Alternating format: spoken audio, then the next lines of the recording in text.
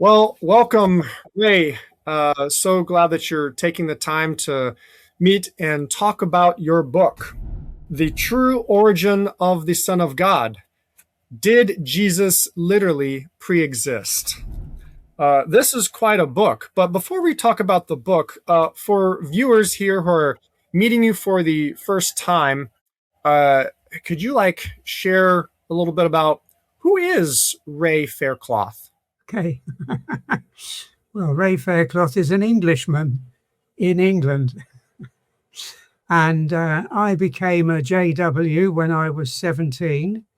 And that was 1965. And was very loyal to all of it until I discovered many problems. And to cut this short, I left in the year 2000/2001. And I then went on a hunt and a search for what I hoped I could find of biblical truth, which I feel that I have done in time, but I've always done, whatever I've learned, I've always done my own research on all of these things. Yeah. So I have a wife and I have 3 children. One left the JWs and 2 are still in the JWs. Okay, so I can leave it at that. So that's basically me. So I've been on this journey now for some 25 years.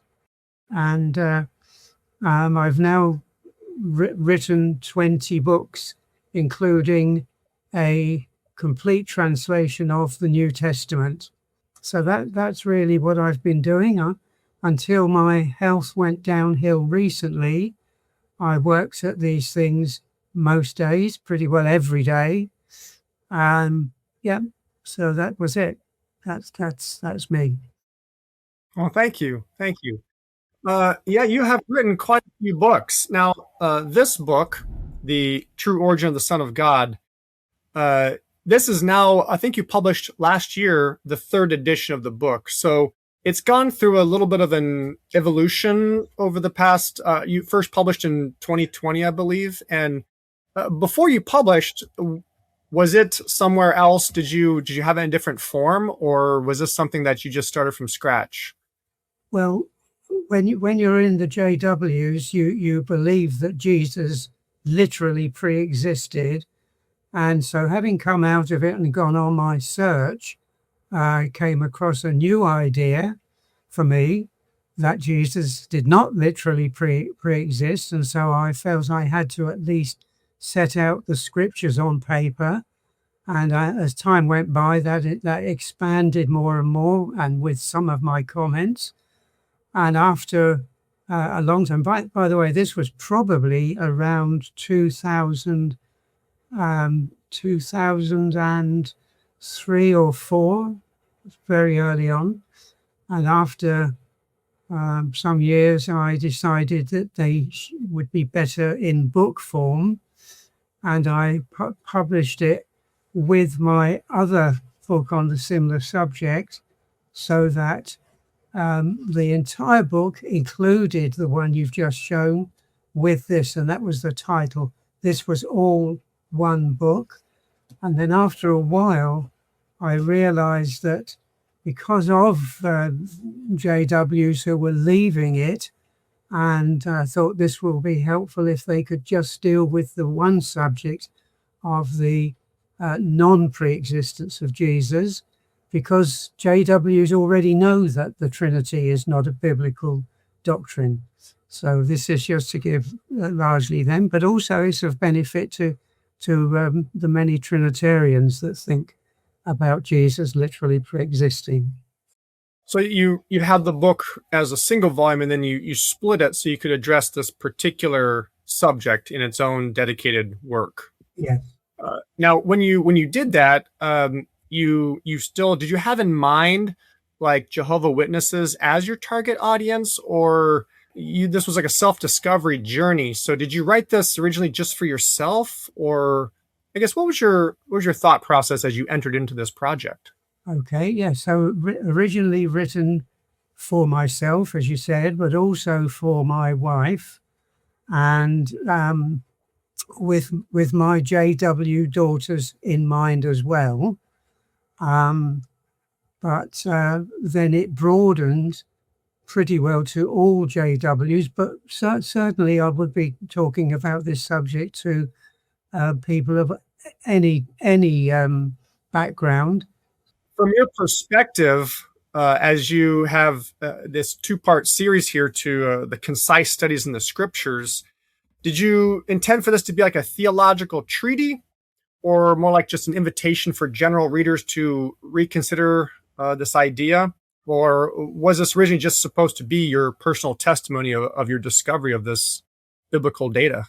Yes, it was basically because I trained in accountancy, and certain books that I used in accountancy had a format that I found very, very helpful for getting it into mind. So when I started to write, I was following that, but also for another reason as well, realized that short chapters are also a good idea. So setting out that sort of format was my thinking, and also trying to keep things as scriptural as possible, just using the scriptures predominantly, but also my comments to be as limited as possible. But of course, necessary reasoning when there had to be, and additional points that would make something clear. Well, I noticed that you don't use a more technical writing academic format. You don't use footnotes and things like that. So was your target audience kind of like a general reader, or who'd you have in mind would be like the ideal person to be reading your book? Well, there are a very great number of ex-JWs now, and if they are rather floundering about certain things to do with who Jesus is, I mean, before I went on my computer search, and I'd acquired a few books, and I was left floundering as to who Jesus really was. So it was essential that I got that straight. Largely it was because my first contact was Anthony Buzzard, and he sent me his book, The Doctrine of the Trinity, Christendom's, whatever it is, wound, I forget now. And I thought, why is he sending me a book against the Trinity? He now knows that I'm not a Trinitarian. And then I was very surprised to see this idea that Jesus did not literally pre-exist. And so once I got into that, a bit of humor here, I paced up and down our hallway, wore out the carpet for a good number of weeks, cogitating over all of these things and seeing that the way I would have used the scriptures, the way JWs did, that can be seen a very different way. And so I was now getting into an understanding of that. That's the early thought. So that was the thinking then for me to then start writing. I don't consider myself as a great writer by any means, but I just wanted everything down on paper that showed the facts about Jesus from the scriptures. Well, that's wonderful. As you were writing this, did you feel any sense of urgency, like you needed to get this message out to certain people, or did you just do it more methodically and as your studies developed? I think it's both, really. It was done fairly methodically, using the available information that I had from others. Yes, but at the same time, there was a certain urgency because once I found there were others in the UK who were also questioning these things, I actually started a study group with them in London. I'm in the southwest of England, by the way, about 180 miles away from London. So I would travel up to there once a month. and so I wanted everything available. So it was a degree of urgency to get it set out well. You're writing in this book about a pretty sensitive topic in Christianity. The idea of whether or not Jesus pre-exists or not is a big topic for a lot of people, very sensitive one. Mm. How did you try to kind of maybe balance your conviction in your new understanding with trying to respect maybe readers who would be coming to the book with a different understanding? How did you try to balance that? Well, basically, I'm particularly interested in those who are actually seeking for biblical truth. And so my hope would be that as they read in the book, they would see what the scriptures are actually expounding to them, and hoping that I agree they would have questions, and I think most people would be a bit negative about what they were hearing, but could they deny the scriptures? I felt it was very, very clear. And I so wish I'd known this truth back in my early days in Christianity. I kind of wish I'd been in the JWs for only 6 months and got out before being baptized, and then gone on a search for biblical truth back then. But to be honest, the internet has made a massive difference to all of these things for availability. Yeah, it sure has. Yeah. Did you have any hesitancy in publishing on the topic as sensitive and kind of as important as this? No, not really. As I said, I was hoping that sincere people would be reading the book, and if they were sincere and they questioned me afterward in one way or another, then I would be very, very, very happy to talk about these things and hopefully to answer their questions and their issues. And I do understand that it's very hard, very, very hard for a JW, my main audience, very hard for a JW to come away from the idea of a literal pre-existent Jesus. The first thing that I think has to be done is to show them that Michael the Archangel, which they believe was the literal Jesus in heaven earlier, to show that that is not true, and to use the various scriptures to show that, and then to move on basically to show that Jesus was never an agent of the Genesis creation, and to show that it was the new creation of which he is a participant in. Yeah. Now, throughout the book, you do tackle most of the major passages Christologically that deal with this question. Which one of them, I guess, in your recollection, was the most challenging? Yeah, it's Hebrews chapter 1, verse 10. Okay. Yes, that is very much the challenging one. And there's some scholars around who, F.F. Bruce, for instance, is very helpful on that, to see that understanding. And also reference to one or two other scriptures. I forget a main one. I think it's in the Psalms. Is very helpful to see that. But that is, I think, the most challenging. Most people would probably think John 1:1 is the most challenging. I didn't quite see that. I felt that it was fairly clear to me, although I still know that even in the Unitarian movement, there's slightly different viewpoints on some aspects. But I've certainly got my own view. I'm fairly confident in that as expressed in the book. But I'm always open. If someone can prove a thing to me as different, that's fine.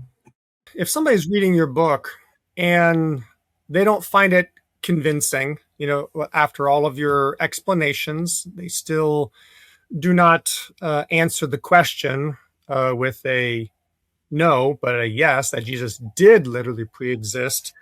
What do you hope maybe that they would still gain from reading your book? Well, I first of all think it would be thought-provoking, And the reason I say that is because I, as a JW, had never heard of the idea that Jesus did not literally pre-exist. And even I actually read a book from a Christian bookshop, and it did list one or two Unitarian churches and the statement, and I just rejected it out of hand at this early stage. But it was only later from the computer. But anyway, yeah. So I think to help a person, if they've got the book, they've also got. I'm just trying to find it.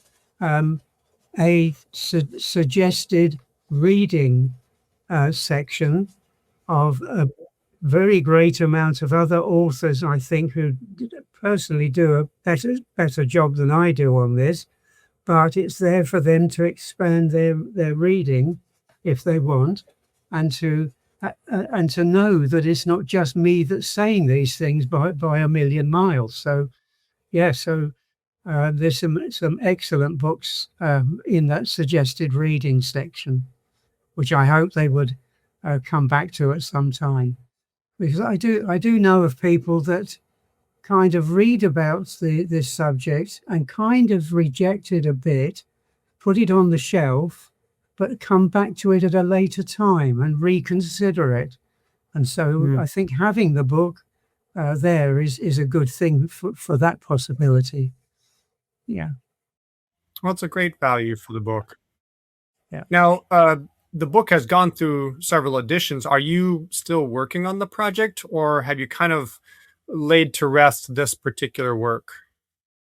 Well, I like to think that it's laid to rest, but sometimes speakers, Unitarian speakers, and in fact one who's not even a Unitarian, trigger my thinking, and it's this Andrew Perryman on Philippians chapter 2. That's a fantastic book. I think so. And in actual fact, it influenced me with my own translation of Philippians 2. I retranslated it, but I also had to adjust my previous thinking, which wasn't bad thinking. It certainly was against the Trinity easily, but I do think Andrew Perryman has made some excellent points. So I had to adjust my book then. And I think that's the last adjustment. So it all depends on whether there's very scholarly speakers, teachers, who can persuade me of something I might need to alter. And I'm happy to alter it, because if it is necessary, I just want it to express what I now understand as truth. Well, that's wonderful. And I hope if there is new knowledge that you gain, that you will have the energy and the inspiration to kind of release a new edition with whatever you discover in the future. Yeah. But as it stands, the third edition, published in 2025, is out and available. And for those interested, Ray, where can they pick it up at? Oh, it's all on Amazon. Everything. I tried it at several different companies to get it published, but in the end it was the Amazon system that worked best for me, and so it's available on Kindle as well as paperback. So simply at Amazon. And if people want to question me, in the book itself I did put my email address right at the very back. So, okay, how can people get a hold of you? Yeah, through that email at the back of the book. I'll put the Amazon link for this book in the description, and also your email for people who have questions or would like to reach out to you to discuss the book further. Yes, good. But would you like to share anything else about this book and your process and journey in writing it? Well, I think that the wonderful thing about understanding Jesus as not being Michael the Archangel in a pre-human existence, or being even a God the Son in Trinitarian thinking, is that it elevates Jesus tremendously. what he accomplished then, to know he was 100% human. He wasn't 100% human and 100% God, and which is illogical. And so I think that elevates Jesus so much in our thinking and our understanding. And we also are shown that he's our actual brother. He's our brother as well, which is such a wonderful thing. In my past spiritual life, Jesus was not given anywhere near as much attention as he should have been. And now to see Jesus in the light that I do see him now is very, very strengthening. Yeah. Well, I hope anybody who picks up your book and reads it walks away with a similar passion and for Jesus and honoring him as God's true Messiah and human Son. So, Ray, thanks so much for joining me and for sharing about writing this book. And hopefully we'll be able to see you again on another interview for some of your other books. Okay. Yeah. Thank you for the time spent with me. Appreciate that very much, Jerry. All right. Take care. Take care now. If you enjoyed this video, please hit the subscribe button below to be notified when we post the next video. And if you would like to receive additional Biblical Unitarian resources directly in your inbox, join our mailing list by clicking the opt-in link in the description. We appreciate you watching, and we'll see you next time.